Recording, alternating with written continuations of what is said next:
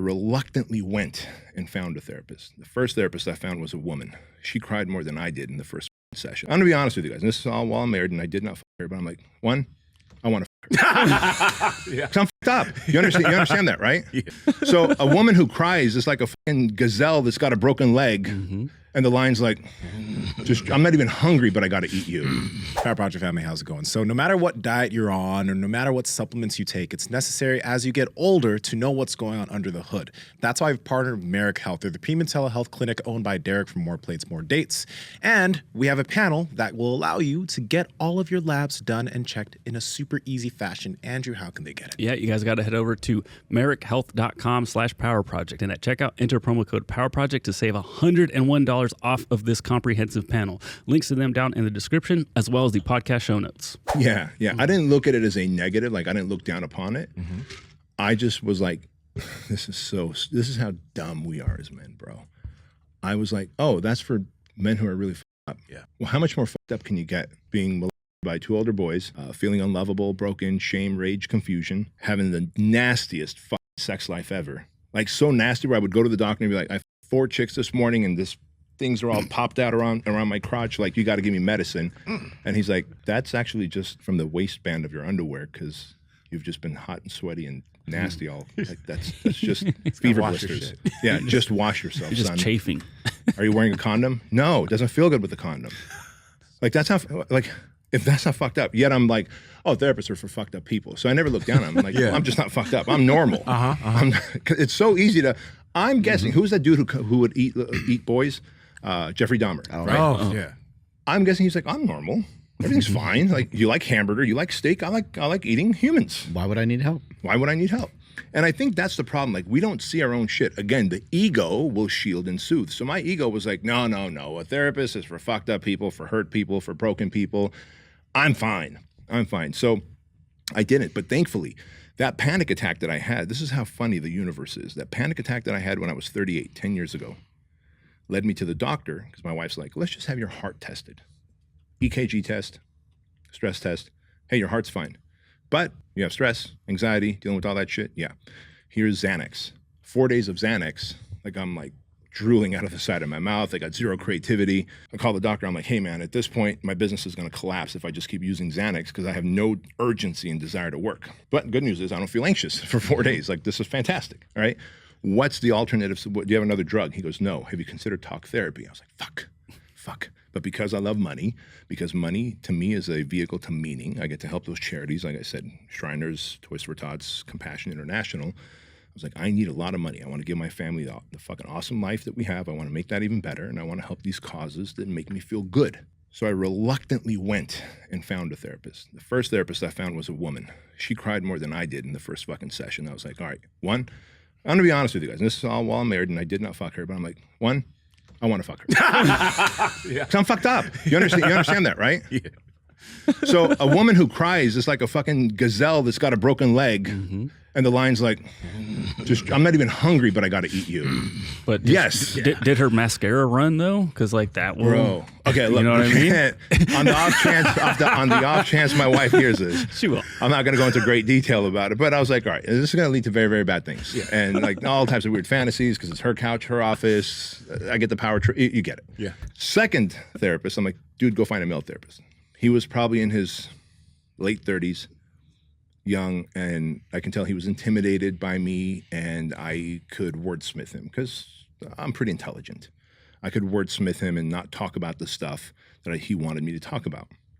When I accidentally found Kevin, the third therapist, the first 2 sessions, I'm trying to make small talk and asking him, hey, what did you do? And he's like, oh, this weekend, me and the family, we went to the lake and motorboat. Oh, what kind of motorboat is it? And I'm like, if I can kill this hour, I can do this for a while. And right, even though I'm there to get help, I don't really want it because I don't want to talk about the things I don't want to talk about. And he's like, hey, Bedros, we can talk about the boat that I have all day long, but that's not why you're paying me $175 an hour. How about you let me ask you some questions? Is that okay? And I was like, well, fuck you. Fine. Ask away. And that's how it all began. And full disclosure, man, I'm a dude of routine. And so I was like, Kevin, I like coming here on Mondays after work. Mondays are my most stressful days. And I feel like if you're going to help me, you're going to help me the most on Mondays. So I would come at 6 p.m. on a Monday. Some Mondays were just so busy at HQ, growing a franchise, that I was like, Kevin, could I just pay and just sleep on your couch here for an hour, like take a nap? And he wouldn't let me just take a nap, obviously, but we'd have lighter conversation. It was just about his hobbies, my hobbies. And I learned that he plays the saxophone. Really awesome dude. Like, I really love him, and awesome human. I still see him once a month. Because I went there every Monday for almost 16 months. And then some Mondays, it was just such fucking hard, like so many layers of your heart is just fucking pulled apart, and you get to the fucking pain and the ugliness. And then you're walking out to your fucking truck, and it feels like I'm walking through molasses. I don't know what else to describe good therapy other than days of walking through molasses.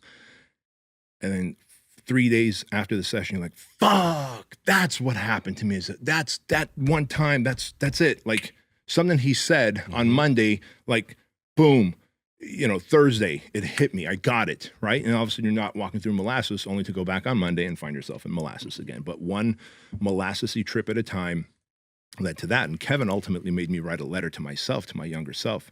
And he gave me the first sentence. Between the ages of 4 and 6, while in Armenia, I was molested by 2 older boys. But today, you're, and then just that's the, right? And I wrote 9 pages to myself. Took me a couple of months to write it. I tried on my iPhone, didn't work. Tried on paper, it didn't work. Laptop, it didn't work. Finally, I said, Thanksgiving is coming, and I will not sit at the Thanksgiving table. Again, I'm extremist. I give myself rules. I will not be at the Thanksgiving table if I don't fucking write this letter to myself, to my younger self.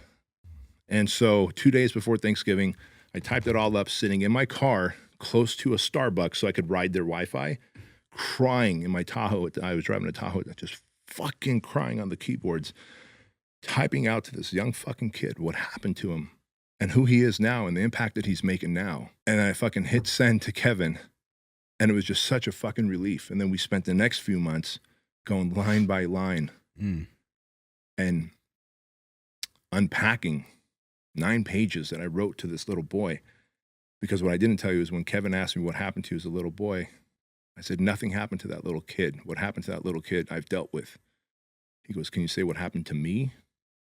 And I started crying. And this was kind of like month number 1 in working with him. And when you can't even say what happened to me, that's called disassociation, which is the first step in creating multiple personality. So I was this close to having a multiple personality disorder because of the trauma that had happened to me. So it was a very healing experience, and I feel like that has allowed me to speak openly about it. I would 10 years ago, I would have never thought that I'd be on stage, on TV, in front of a podcast like this and just talking about it. But it's just a speed bump. It's just like if I talked about the time I tore my bicep. That's how it feels. And I want every man to know, every woman to know, every human to know that is not your identity. That is not the story that has to get continued. Your book of life has so many more pages, and you can take the pen back and start writing how the next chapter and the chapter after that and the chapter after that looks. But that only happens when you begin to heal, and healing does take a lot of work. It's also important for people to understand you were nearly 40 years old. Yeah. You were 38 when you started to, like, I don't know, I guess, like, find your groove and start to, I mean, you must feel so much better the last 10 years. Oh, dude. I look better physically. People tell me that I carry myself lighter, like I'm not as dark and angry and bitter.